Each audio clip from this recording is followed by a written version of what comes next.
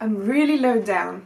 I think I might have to remove a book. I still think I'm pretty short. Today it is very, very, very hot, so I was going to like have my hair down and just, you know, be feeling sprightly for this video, but I am so hot and it's only 32 degrees, which is like 90 degrees for ye Americans in the crowd. So if I look slightly sweaty, deal with it.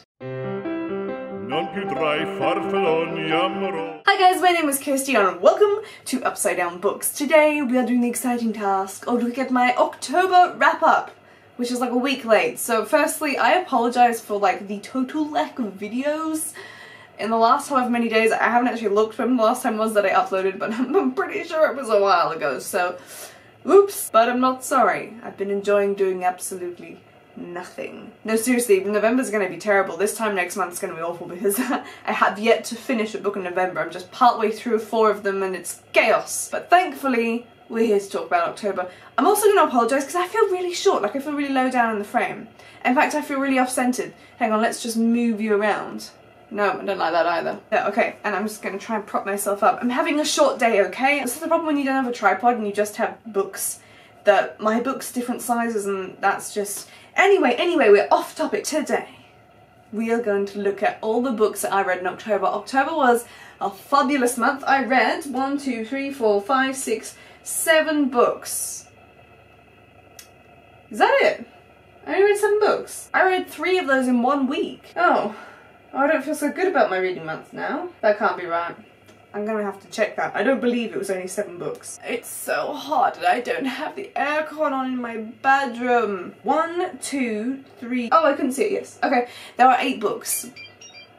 There are 8 books that I read in October, so that's, you know, it's okay. There's actually like, I don't know, 20 books less than I thought I read.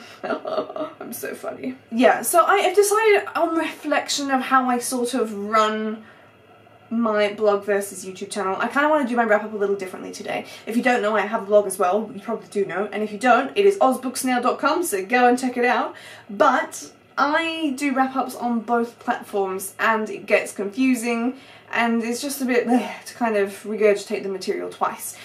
Granted, I give you a lot more detail about my month in my blog, but I still want to kind of make the difference a bit more. So if you want to see the books I read in the month, either will do. However, if you want to see some pie charts and some like bar graphs about genres I read and page counts, if you want to know the personal juicy details about my boring life, well, sometimes it's interesting, that is all over on there. I talk about TV shows I'm watching, movies I'm watching, and go through all sorts of stuff. So that's nice and statistically pleasing. On here, usually I just talk about my books and then fin be done. But I want to kind of focus a lot more on looking at what my official TBR for the month was, aka what I told you at the start of the month I was going to read, what I read from that, how I actually did, and then talk about how I'm going for my overall progress of the year, because I think that would be fun to do, but I could be wrong. This could end up being a very long video that is terribly boring. So, let's get into it. I actually don't know what my TBR was. C'est un petit problème.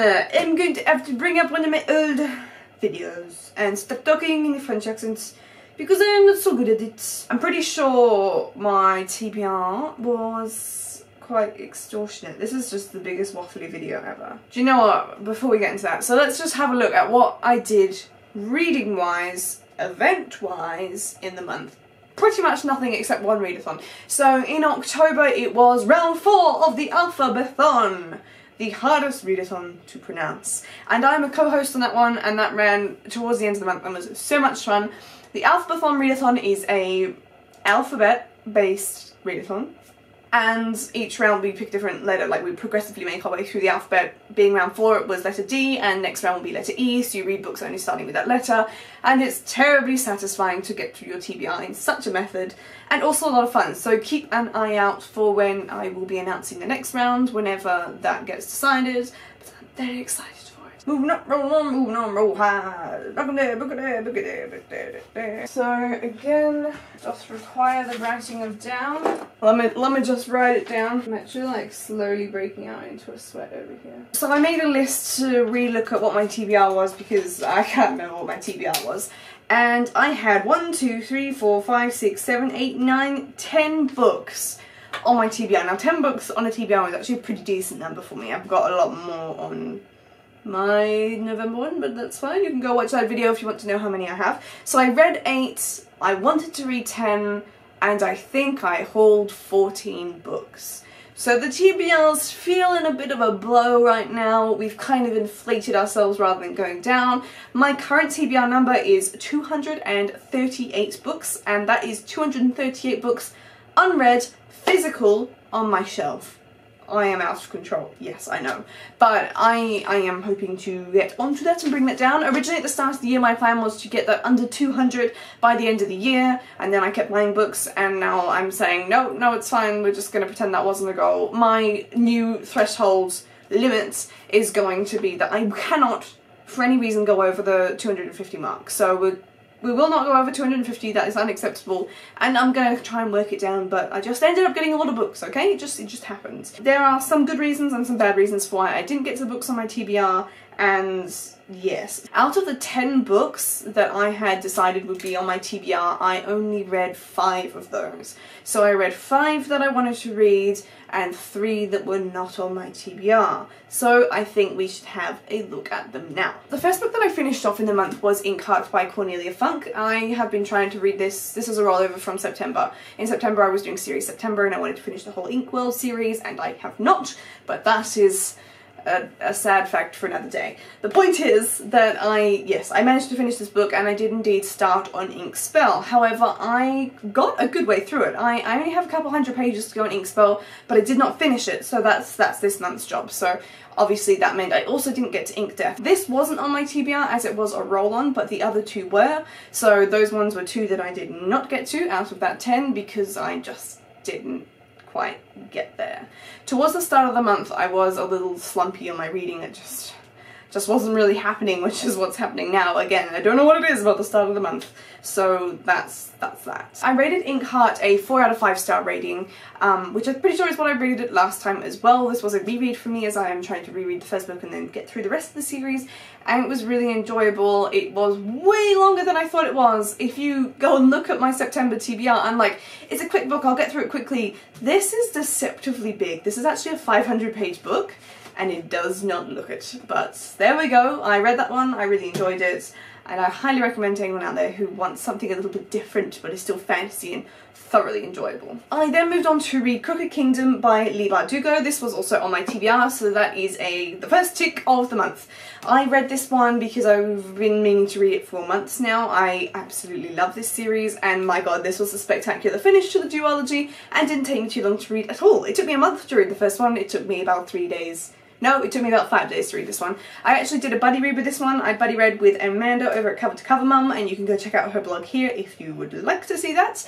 We had a great time reading this together and kind of yelling at each other over the internet when anything exciting happened. But yes, please finish off this duology if you haven't already, because it's so worth it. This was a 5 out of 5 star read for me. The next book that I read and finished was Harry Potter and the Half-Blood Prince. If you don't know, I am currently rereading, and spoiler for next month, have now finished rereading the entire Harry Potter series. This is the 6th book in the series. If you are strange and have not read it and are not familiar, if that is the case, please leave now and go and read them and then come back and join the world. This was obviously thoroughly enjoyable. I've been doing this by audiobook and I can't recommend it enough. Stephen Fry is the most wonderful narrator in the universe. But yes, I really enjoyed this one. It was fantastic. It had all the right feels, and I'm very sad that it's done, and that's that. Obviously this was a 5 out of 5 star rating for me. I didn't make it onto my all-time favourite list. I try not to put the entire Harry Potter series on my all-time favourite list so that it doesn't seem crazy, but the 5th one was, so that's something. This wasn't on my official TBR because I just sort of forget to put audiobooks on my TBR, so I intended to read it, but I kind of have no time frame to it. But yeah, I really enjoyed this, and what am I talking about? You guys know I like Harry Potter. We're just moving on. The next book that I read was Borderline by Michelle Baker. This was the October book club pick of the month for my book club, The Squabbling Dragons, which I run with Casey at Adopt a Book Oz. This was really good. I wasn't sure what to expect from this. This is all about a girl who lost her legs in a failed suicide attempt and also lost her career. She's been in rehab for a while. She's a fairly sort of deadpan humour person and has a few mental problems going for her. I think bipolar is one of the problems she has since everything. This book is actually urban fantasy, so there are fae in this one and portals to and from different worlds. Well, just two different, our world and the Fae world, and it's really well done. It's not too in your face with the fantasy, it's very much so more focusing on Millie, who's the main character, who is disabled, and she is part of the Arcadia project, which kind of recruits in all people who have different disabilities, and that was fascinating. I thought Baker did a really good job in A, creating an interesting storyline, and B, the representation in this is like 12 out of 10, it's amazing, and just like really well done. I mean, I don't have that much experience or like good knowledge, I guess, about the truth of these disabilities and what they are really like, but to me it felt like a very real representation of it, and really good. Like, it just, Millie is a fascinating main character for the way that she handles the fact that she has no legs. Like, she's just really funny. Like, someone knocks on the door impatiently and she yells at them and she's like, for God's sake, I'm disabled! You know, it's fantastic. I highly recommend this one. You'll love it. You'll absolutely love it. But that was really fun to read with the group.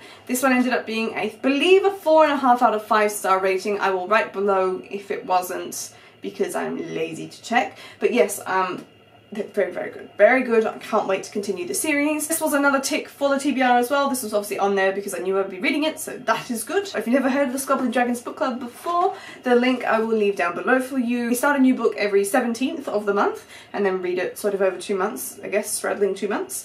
And this book we are reading Updraft by Fran Wild, which is sure to be a very good read. I then read The Red Ribbon by Lucy Adlington. This month I started receiving physical arcs from publishers, so this was from Allen and Unwin, and I loved it. This was fantastic. It's historical fiction set in World War II in Auschwitz and follows a main character called Ella, who basically survives in the Auschwitz camp by working for the seamstress store company thing within it. It's a very unique perspective or angle of writing the story. Adlington has not used any labels, so no one is called a Nazi, no one is called a Jew, etc. And by removing the labels, she's made it a very relatable book. I do have a full book review for this one, both here and on my blog. If you want to go and watch that, I will link that up below in the card. This was not on my TBR, however, because I didn't know I was going to be receiving it, and I've obviously tried to squeeze it into my reading schedule to make sure that I get my arcs read. I highly recommend picking this one up. It is quite a short read. It has a really happy and sort of heartwarming ending considering its setting and the themes it's dealing with, but it's really interesting for learning a few new things about how Auschwitz functions, and just curious in the way that it explores the relationships between the 4 girls that it sort of revolves around. So highly recommend this one. This was a 5 out of 5 star read for me. I then wrapped up the month with my TBR and what I read for the Alphathon Readathon. I had a fantastic reading week. I read about 60% of the Deathly Hallows and 50% of Dragon Champion, which were both on my TBR. I was so impressed by how much I got read for the Alphathon. Like, I seriously am so proud of myself. I believe my final tally, I can't remember how many pages I read. I read an extortionate number of pages. I can't remember what my final tally was, but I'm so thrilled with how many pages I read. So in that week I managed to get through 3 books. You can see my full wrap up again in the card above if you want to see more specifically what I got around to. All of these were obviously on my TBR, so that was good to get around to them, and I technically did get around to Dragon Champion, I just didn't finish it. That proved to be quite a dry read, so I've actually still not finished it a week into November, but I'm sure I'll finish it eventually. I'll just pick slowly at it. I started the week off with a slow book that I managed to finish on the first day, and that was Doctor Who The Three Doctors by Terrance Dicks. I've had this book on my TBR for ages. I am so excited that I finally read it. It was a really cute Doctor Who story that is obviously very short and deals with the first 3 Doctors. I am actually melting. Oh my god! I highly recommend this one if you love Doctor Who, because it's just really cute, and I'm not super familiar with Hartnell, Pertwee and Troughton. They're not my doctors at all. I just haven't watched many of those episodes, but I still found this enjoyable, and it brings in like the oldest Time Lord or something called Omega. I don't really know much about that. But yeah, that was really good. Really enjoyed that one. This one was a 3 out of 5 star read for me. That sounds bad considering I just said how much I liked it, but it was very much so like, yeah, it was good, but it wasn't amazing. So I then moved on to The Darkest Part of the Forest by Holly Black. This was phenomenal! Phenomenal! I loved this. This was a 5 out of 5 star read for me because it was everything I wanted it to be and more. This has fae in it, and has fae in all the good ways you want it to be. They're evil, non-lying, trickstery, wine-reveling manners that we all love. The main character in this one has so many different character developments that we find out along the way. This was my first experience reading Holly Black and I loved it. I really, really, truly loved it. In this town that's like situated right on the edge of a forest, it is known for having Fae involvement in it. In fact, one of the characters himself is Fae. And there is this Fae boy who is also inside a glass coffin in the village that people kind of are obsessed with. And stuff happens. It's really good and there are lots of different plot twists to it. I highly recommend this one. Absolutely just ridiculously enjoyable. Like if you ever want to do like a bit of a throwback to a few years ago where you were like lapping up all the Julie Kagawa and the Aprilline Pikes, then yeah, you need to read this one for sure. The then final book that I got around to that month was Daughter of Smoke and Bone by Laini Taylor. I am so excited that I read this one because I too have had this one on my shelf for quite some time. I also promised someone I would get to read it, so well done me for keeping my promises. Laini Taylor is an amazing writer. I loved that this was set in Prague. I love the story. I love the angels monsters sort of battle off, I suppose. I've always liked those sort of things.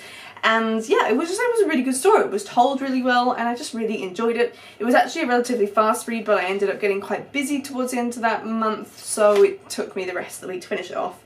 And then Dragon Champion killed me and I didn't finish anything else. I gave this one a 4.5 out of 5 stars. The ending killed it just slightly for me and I really want to read the rest of the series to kind of bring it back up. I know from all the reviews out there and from what other people say that it just sort of expands and gets better, so I'm really excited for that, but the pacing was very strange. Very, very, very strange. I definitely still recommend it, but it was like a solid 5-star read up until the end and I kind of went, what happened? What were we doing? What are we doing here? Are we ever going to leave this flashback? It was a very long flashback, but it was really good and I filled in a few gaps. But so yeah, it's a 4.5 out of 5 stars, half because of that, but also half because I need to leave some room for improvement because I know that the other 2 books are going to be better. So that was good. So yeah, I then died on Dragon Champion and didn't get much further. That book is all about a sentient dragon. I don't know why I always feel the need to explain that it's a sentient dragon. Like if it's a book about the dragon, let's bloody well hope it has a train of thought. That's going to be boring. Very strangely written. Hopefully I'll be able to put that in my November wrap up for you. The books that I did not finish in October were Dragon Champion, Inkspell, Ink Death, Rise of the Chosen, and Tower of Dawn. So with any luck I will be able to finish those off in the upcoming months. I'm not too worried about Tower of Dawn or Rise of the Chosen. I'm sure I will get to them at some point. And I have very nearly achieved my Goodreads goal for the year. I think I'm sitting at about 38, 37 books out of 40. It's very low because of travelling, but that's a whole nother story. So that is all that. So these were all the books that I got around to reading in October. I'd love to know if you've read any of these books and your thoughts on them. Let me know down below. But other than that, I will see you in my next video. Goodbye!